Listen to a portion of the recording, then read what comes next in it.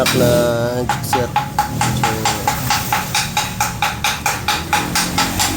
So masyadong magaspang, natuyuan ang langis, magaspang yung bearing niya, naalog yung rod. Ito yung ano, butas mo. Alin?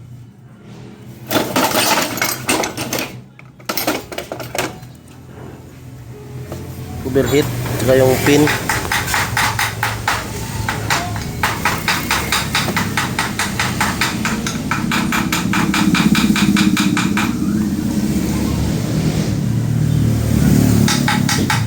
Laki ng logo eh.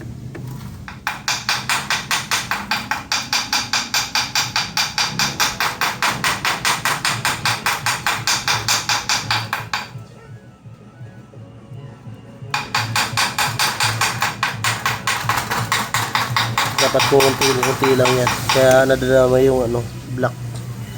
Kasi pag hindi ito pinalitan, mayroon nito yung black kahit bagong palit.